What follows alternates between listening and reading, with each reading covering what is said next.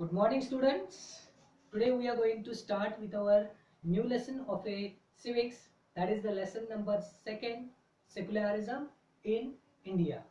So before starting the lesson, you should know that what the meaning of secularism it is there, but we'll see it afterwards. Before that, I would like to introduce that how would you feel if you are not allowed to play with the children in your locality by their parents, as you are belonging to a particular community. Okay, means what? That parents of the your friends will oppose them or will not allow them to play with you as you are belonging from a certain community.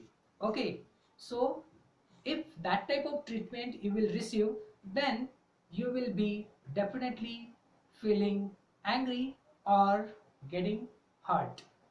So you will also surprise to know that the people can discriminate on such base as religion. Okay, so in many parts of the world you will find that there is a discrimination on the basis of a religion. So this is the main idea of secularism. If you peep into the history, means if you look into the history, then what you will find, we will find so many examples of where the people were ill-treated, tortured, or even killed because of their religion. So for example, the examples are there: Jews killed by Nazis, Christians crusade in medieval period, etc. So such type of examples are there. So this act can happen only where a particular religion gets official recognition. Means what? If a country supported only a particular religion and discriminate with the other religion, then these things can be happen. So now, what is the secularism? Secularism means what? The separation of religion from state. Here state means what? Country. So this is, there is, that is means what? There is no interference of religion in the matters or the issues to politics, society, education, etc. So this is what called as a secularism. A secular country does not support any particular religion, does not encourage religious instructions in a government run educational institutes. That means what? The state treats all religions on equal. So this is what called as a secularism. Means that country treated every religion on equal level and they never discriminate or they never support only a particular religion in that area or country.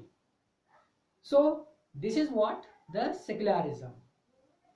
Now the next point is what? Separating religion from the state. Separating religion from the state. In it, first number point, sub point, it is that smooth functioning of democracy.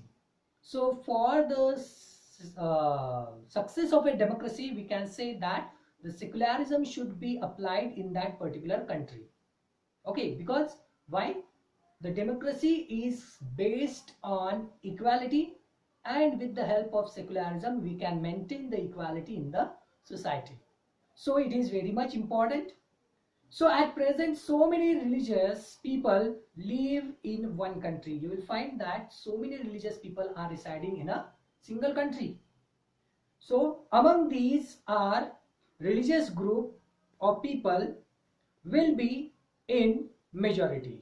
So though the many religious people are residing, there is a possibility that one group of a community can be in a majority.